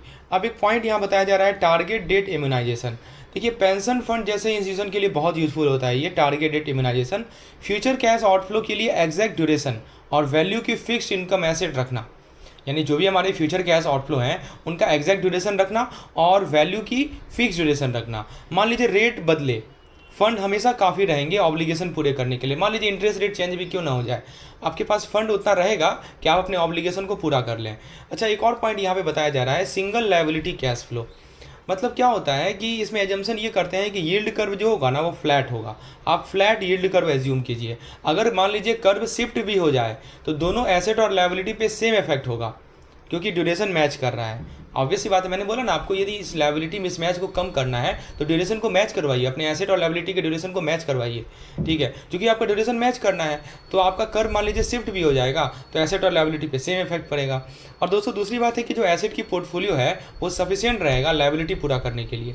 तो दोस्तों हमने क्या सीखा अभी कि ड्यूरेशन मिसमैच से होता है एक रिस्क, रीइन्वेस्टमेंट और लिक्विडेशन दोनों रिस्क को समझिए। इम्यूनाइजेशन में क्या करते हैं हम लोग कि जो हमारा ड्यूरेशन होता है उसको मैच करते हैं, इससे क्या होता है रिस्क से बचाव मिलता है। तो दोस्तों समझ में आया दोस्तों पॉजिटिव इम्यूनाइजेशन क्या होता है, नेगेटिव इम्यूनाइजेशन क्या होता है, ये देखते हैं। अब थोड़ा VAR की बात करते हैं यानी वैल्यू एट रिस्क की बात करते हैं। दोस्तों रिस्क मैनेजमेंट का एक बहुत ही पावरफुल टूल है जिसको बोलते हैं वैल्यू एट रिस्क। तो देखते हैं कि दोस्तों 1950 में क्या हुआ, हैरी मार्कोविच ने पोर्टफोलियो थ्योरी डेवलप किया, यानी रिस्क को मैथमेटिकली समझने का पहला स्टेप था पोर्टफोलियो थ्योरी।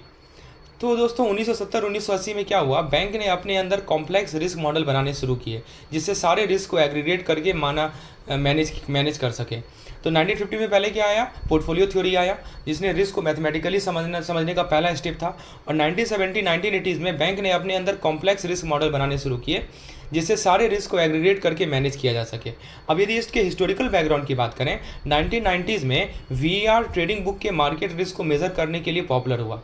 यानी जो वैल्यू एट रिस्क था, वैल्यू एट रिस्क वो ट्रेडिंग बुक का जो मार्केट रिस्क होता है ना, उसको मेजर करने के लिए बहुत ही पॉपुलर हुआ 1990s में। आपको पता होगा कि जेपी मॉर्गन ने 1994 में 1994 में अपना रिस्क मैट्रिक्स सिस्टम बनाया, जो एक डेली 4:15 रिपोर्ट देता था, मतलब कि बताता था कि अगले 24 घंटे में कितना रिस्क हो सकता है पोर्टफोलियो में, समझे।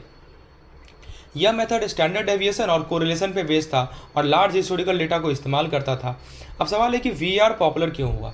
देखिए, फाइनेंशियल प्रोडक्ट कॉम्प्लेक्स हुए, रिस्क को समझना जरूरी हुआ, रेगुलेटर ने प्रेशर दिया कि बैंक अपना रिस्क कंट्रोल करे, मार्केट ग्लोबल हुए, मल्टीपल रिस्क एक साथ आया, टेक्नोलॉजी ने डेटा और कंप्यूटिंग को फास्ट कर दिए। तो वीआर इसी कारण पॉपुलर हुआ, इन सभी रीजन के कारण। पहला कारण आपको बताया कि complexity of financial product, it is very essential to understand the risk. Regulator ने प्रेशर दिया कि बैंक अपना रिस्क कंट्रोल करे। फिर मार्केट ग्लोबल हुए, मल्टीपल रिस्क एक साथ आए, टेक्नोलॉजी ने डेटा और कंप्यूटिंग को फास्ट कर दिया। इन सब कारणों से वीआर बहुत ही पॉपुलर हुआ। अब सवाल उठता है कि मार्केट रिस्क क्या होता है। देखिए, एसेट की वैल्यू, एसेट की अर्निंग या इक्विटी में यदि अनएक्सपेक्टेड प्राइस या इंटरेस्ट रेट चेंज से होने वाला नुकसान जो होता है वो कहलाता है मार्केट रिस्क। मतलब आपका मान लीजिए कि अनएक्सपेक्टेड वोलेटिलिटी है, कहाँ पे, एसेट की वैल्यू में, अर्निंग में और इक्विटी में, ठीक है, तो वहाँ पे आता है मार्केट रिस्क। और वीआर इस रिस्क को क्वांटिफाई करता है। तो ये जो रिस्क है ना, क्या किस कारण से रिस्क है, अनएक्सपेक्टेड वोलेटिलिटी का जो रिस्क है उसको क्वांटिफाई कौन करता है, वीआर। तो वीआर का डेफिनेशन ये होता है कि कितना मैक्सिमम एक्सपेक्टेड लॉस हो सकता है एक स्पेसिफिक कॉन्फिडेंस लेवल और टाइम फ्रेम के अंदर, समझिए, कितना मैक्सिमम लॉस हो सकता है, मैक्सिमम एक्सपेक्टेड लॉस कितना हो सकता है एक स्पेसिफिक कॉन्फिडेंस लेवल और टाइम फ्रेम के अंदर। जैसे मान लीजिए कि डेली वीआर 1 लाख दिया हुआ है 95% कॉन्फिडेंस पे, इसका मतलब 5% चांस ये है, 95% चांस ये है, 95% चांस ये है कि 1 लाख से ज़्यादा नहीं होगा लॉस, लेकिन 5% चांस है कि 1 लाख से ज़्यादा लॉस हो जाएगा। यही मतलब होता है वीआर का।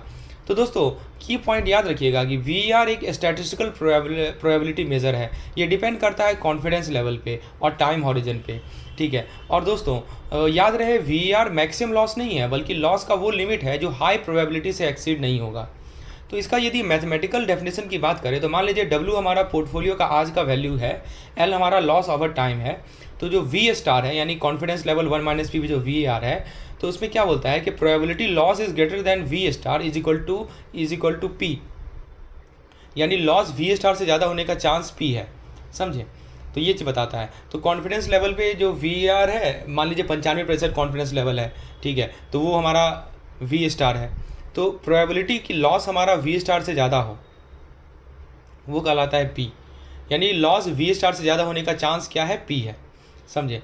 और जैसे कॉन्फिडेंस लेवल मान लीजिए बोले 95%, तो 1 - P यानी कि P 5% हो गया, कि यही कह रहा है कि लॉस जो है अब 5% जो VAR है वो देख लीजिए, लॉस उससे ज़्यादा होने का चांस जो है वो 5% है, यही कह रहा है।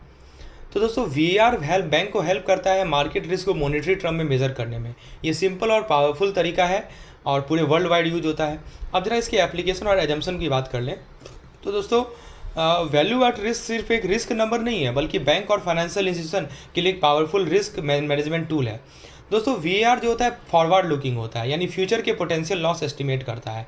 सिर्फ डेरिवेटिव नहीं, तरह तरह के फाइनेंशियल इंस्ट्रूमेंट पे लागू होता है। ये पोर्टफोलियो के सारे पोजीशन, लिवरेज, कोरिलेशन को कंसीडर करता है। It consider all the leverage, correlation and position. इसका यूज होता है इंडिविजुअल पोजीशन से लेकर पूरे फर्म तक के एक्सपोजर को मेजर करने में। Individual position to total firm exposure, इसके 3 मेन एप्लीकेशन होता है। पहला होता है पैसिव। पैसिव में क्या होता है, रिस्क मेजरमेंट एंड रिपोर्टिंग, यानी वीआर बड़ा मतलब ज़्यादा रिस्क, ज़्यादा वीआर है मतलब ज़्यादा रिस्क है। सिंपल सी बात है ना, वैल्यू एट रिस्क ज़्यादा होगा तो रिस्क भी ज़्यादा होगा। पोर्टफोलियो को रिस्क के हिसाब से रैंक करता है, ठीक है, जो जिसका रैंक ज़्यादा होगा, जिससे जो ज़्यादा रिस्की होगा उसका रैंक ज़्यादा होगा। और सीनियर मैनेजमेंट को पोर्टफोलियो रिस्क का क्लियर स्नैपशॉट प्रोवाइड करता है, कौन, VAR। अब देखिए, दूसरा इसका फ़ायदा है डिफेंस। न्यूमेरिकल एस्टिमेट डेटा देता है मैक्सिमम लॉस का, यानी कॉन्फिडेंस लेवल के साथ बोलता है कि इस कॉन्फिडेंस लेवल पे इससे ज़्यादा लॉस होने की प्रोबेबिलिटी है। इससे क्या, इस कारण से क्या होता है कि जो ट्रेडर होते हैं उनके लिए पोजीशन सेट करना आसान हो जाता है। क्रेडिट, लिक्विडिटी, ऑपरेशनल रिस्क को भी मैनेज करने में मदद करता है। कुछ कॉमन मैट्रिक्स होने की वजह से अलग अलग रिस्क को कंपेयर करना आसान हो जाता है, क्योंकि मैट्रिक कॉमन है तो आप मान लीजिए अलग अलग रिस्क है उसको आसानी से कंपेयर कर सकते हैं। फिर उसकी बात आती है एक्टिव यानी रेगुलेटरी कैपिटल रिक्वायरमेंट। देखिए, बैंक अपना कैपिटल रिक्वायरमेंट ना VAR के बेसिस पे सेट करते हैं। VAR के माध्यम से हम लोग कैपिटल एडिक्वेसी डिसाइड करते हैं, जो हमारा रिस्क एडजस्टेड कैपिटल एलोकेशन है उसमें हेल्प करता है, और बेसल फ्रेमवर्क में इंटरनल मॉडल अप्रोच का फाउंडेशन बनता है। दोस्तों, सवाल ये है कि VAR क्यों यूज करें। पहला है फाइनेंशियल इंस्टीट्यूशन। बड़े ट्रेडिंग पोर्टफोलियो के लिए रिस्क कंट्रोल बहुत ज़रूरी है। रेगुलेटर्स के लिए बात करें तो आरबीआई, बेसल कमेटी जैसे रेगुलेटर मिनिमम कैपिटल रिक्वायरमेंट के लिए यूज़ करते हैं वीएआर को। जो नॉन फाइनेंशियल कॉरपोरेशन है, मल्टीनेशनल कंपनी हो, करेंसी रिस्क और कैश फ्लो रिस्क मैनेज करते हैं वीएआर के माध्यम से। एसेट मैनेजर क्या करते हैं, mutual fund, hedge fund risk monitor करते हैं। सॉवरेन यूज़र की बात कर लें तो कंट्रीज अपने डेप्ट रिस्क और करेंसी एक्सपोजर मैनेज करते हैं। क्या क्या एजम्पशन लेते हैं वीआर कैलकुलेशन में? पहला आता है स्टेशनरी, यानी रिटर्न का परसेंटेज फ्लक्चुएशन टाइम के साथ सेम रहता है। दूसरा आता है रैंडम वॉक, यानी रिटर्न इंडिपेंडेंट होते हैं, फ्यूचर प्रेडिक्टेबल नहीं है। तीसरा होता है नॉन नेगेटिविटी, यानी एसेट की वैल्यू जीरो से नीचे नहीं जा सकती। फिर आता है हमारा डिस्ट्रीब्यूशनल एजम्पशन, यानी दोस्तों रिटर्न नॉर्मल डिस्ट्रीब्यूशन फॉलो करते हैं, मीन जीरो रहेगा, standard deviation around 100 basis point रहेगा।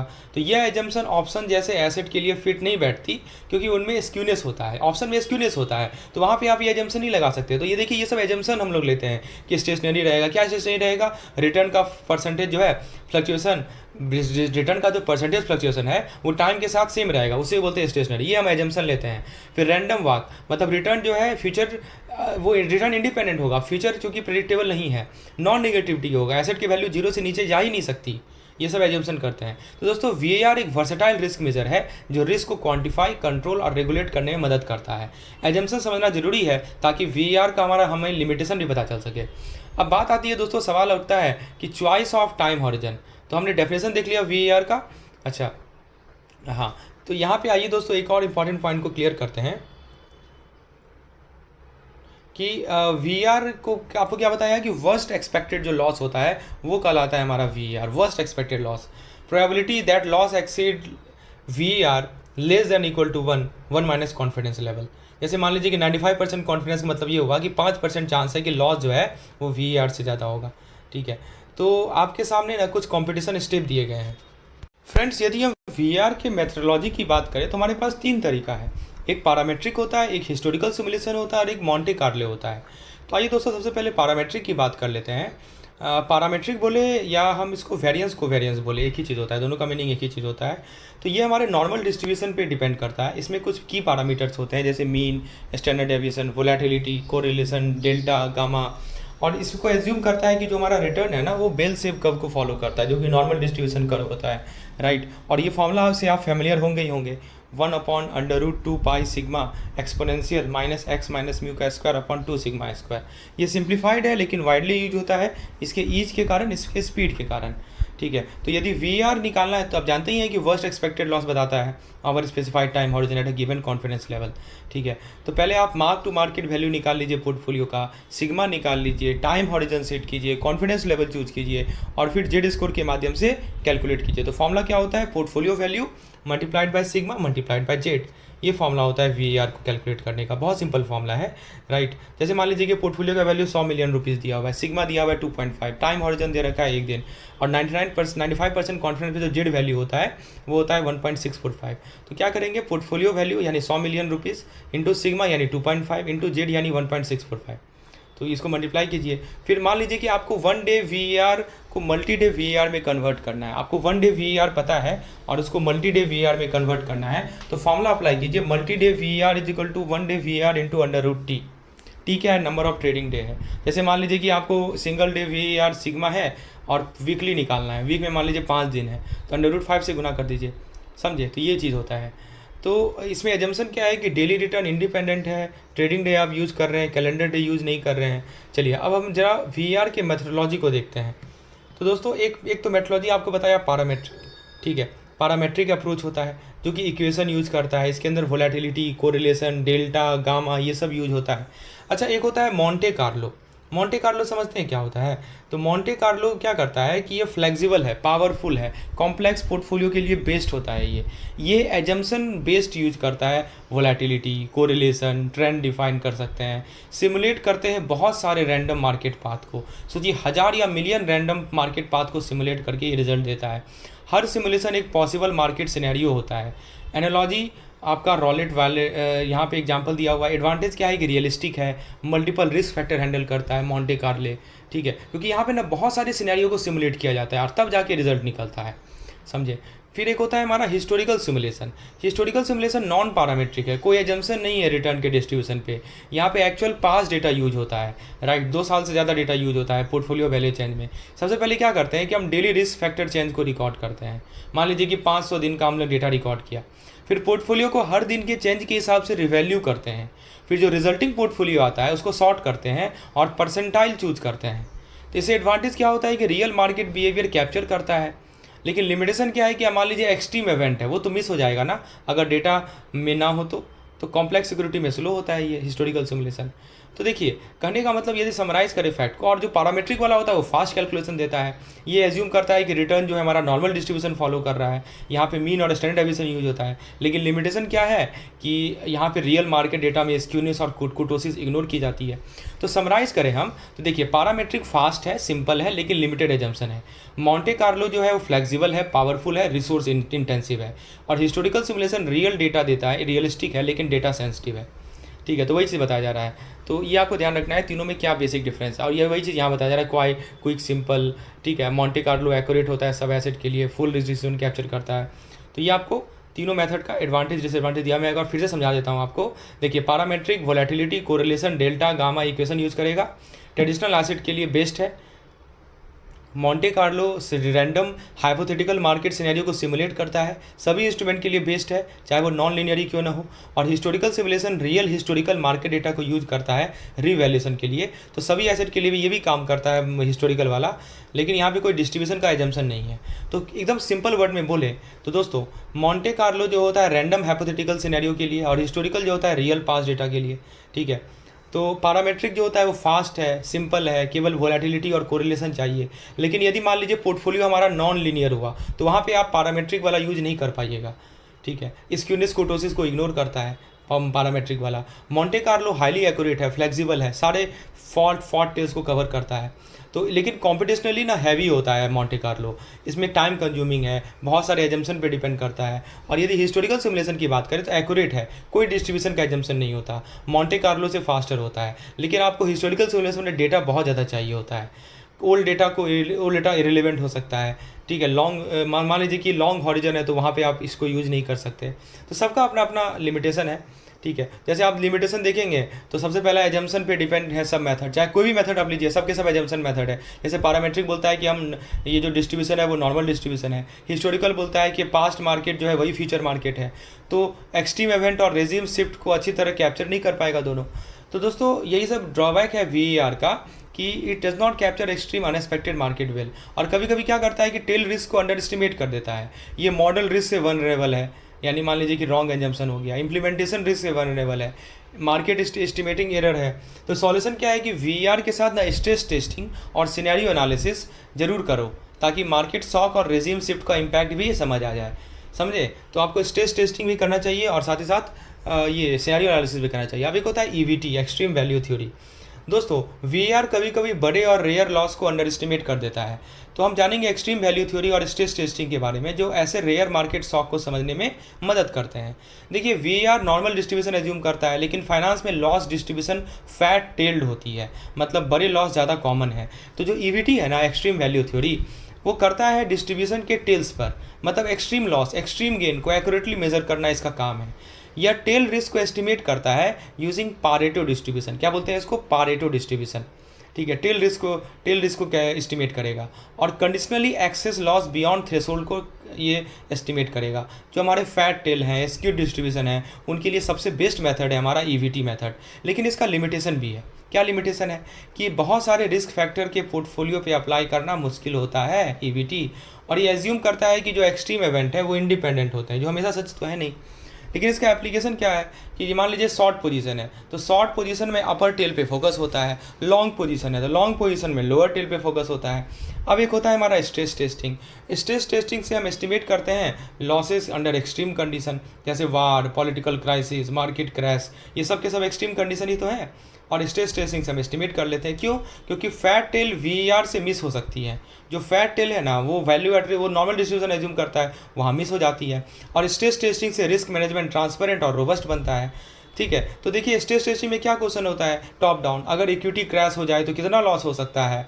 फिर एक बॉटम अप, यानी कौन सा इवेंट 100 मिलियन से ज़्यादा लॉस ले सकता है। तो अच्छा स्ट्रेस टेस्ट का फ्यूचर क्या होता है कि आपका जो करंट पोजीशन है उसके लिए वो रेलेवेंट होगा, मार्केट के हर फैक्टर का इम्पैक्ट देखता है, रेजिम शिफ्ट कंसीडर करता है, मार्केट इलिक्विडिटी, क्रेडिट रिस्क का इंटरप्ले भी समझता है। इसका प्रोसेस क्या होता है, 3 स्टेप प्रोसेस होता है। पहले सिनेरियो जनरेट कीजिए, यानी रियलिस्टिक वर्स्ट केस सिनेरियो बनाइए। फिर पोर्टफोलियो को रिवैल्यू कीजिए, यानी एसेट को नए स्ट्रेस रेट पे वैल्यू करो। और फिर आता है रिजल्ट को समराइज़ करो, यानी लॉसेस और इम्पैक्ट एरिया को बताइए। यदि इसके टाइप की बात करें तो एक होता है हिस्टोरिकल, यानी पास शॉक को देखकर हम लोग एनालिसिस करते हैं। एक होता है शॉक एंड सेंसिटिविटी, यानी रिस्क फैक्टर को अलग मूव करना। एक होता है एंटिसिपेटरी, यानी ये होता है कि आप मार्केट वाइड मूव को अप्लाई कीजिए। और एक होता है पोर्टफोलियो स्पेसिफिक, यानी अपनी वनरेबिलिटी पे फोकस करना। तो ये सभी मेथड्स है स्ट्रेस टेस्टिंग के। और फ्रेंड्स, इतना ही आपको समझना है मॉड्यूल 20 से रिलेटेड। आपको पीडीएफ की रिक्वायरमेंट हो, डिस्क्रिप्शन में जाइए, वहाँ पे लिंक अवेलेबल है हमारे कोर्स का, जिसका ऐप का नाम है JIV NCIV मेड सिंपल, या मुझे व्हाट्सएप भी कर सकते हैं। धन्यवाद।